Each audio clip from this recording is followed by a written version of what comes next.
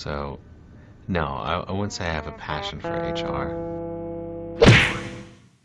Welcome back to Human Resources for the People. It's a human capital revolution. Today we're going to talk about firing someone in Quebec, Canada. This is part of a long-running series of comparative human resources law where we compare specific states, countries with the United States and discuss the differences and similarities in order to improve American labor law, right? This can give good ideas of how we might treat how we might treat labor law in our own country. So let's get started with the discussion surrounding Canada and Quebec. This is the first time I think that we've done a province or a state of any kind, but this article is from Stikeman Elliott. They're an employment law firm. Link down below if you'd like to read more from them regarding this specific topic.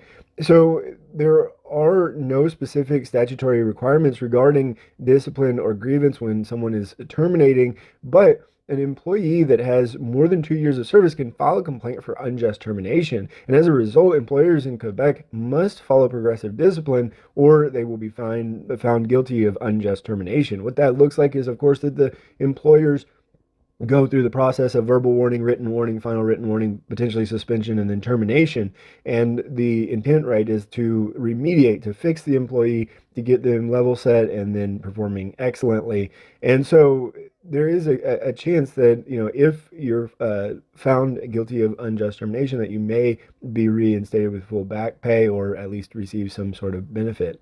There is no concept of at will in Canada. That is consistent throughout the world.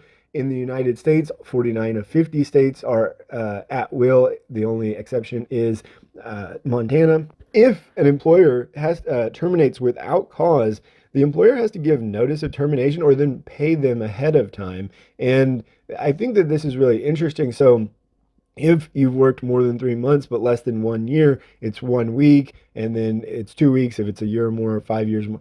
And ultimately, in the United States, I would say that while termination without cause is mostly fairly rare, severance agreements that are involved typically probably pay out better than this. If you do get 10 years or more and you're terminated without cause, you get an 8 weeks pay. Now, let's be clear here.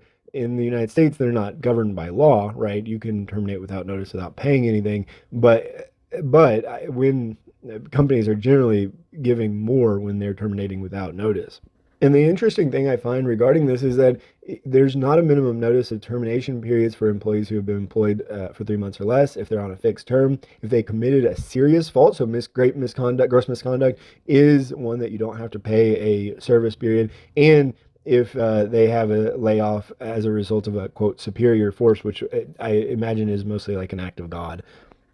There's been no consistent reasonable notice period from the government in Quebec. It stems from anywhere from 1 week to 2 years.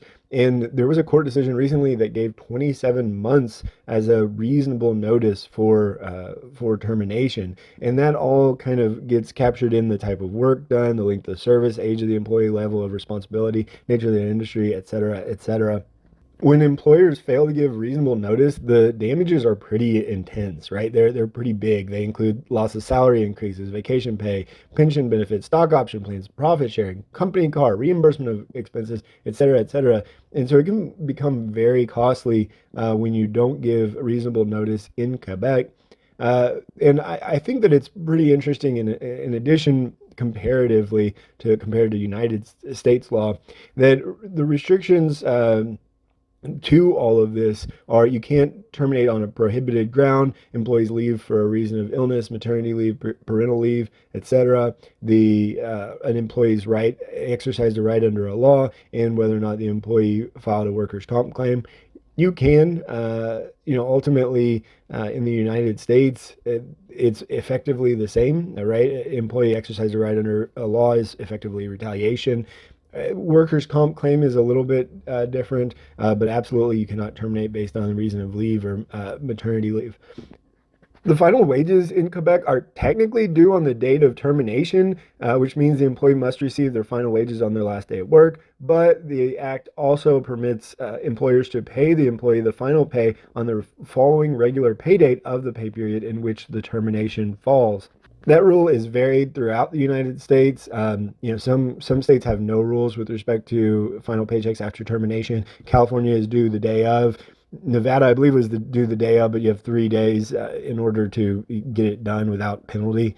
So I think that this is pretty interesting. That it's really not as formulaic for Quebec. It seems like they should receive it on their final day, but if the final pay comes on the regular pay date, that's cool too.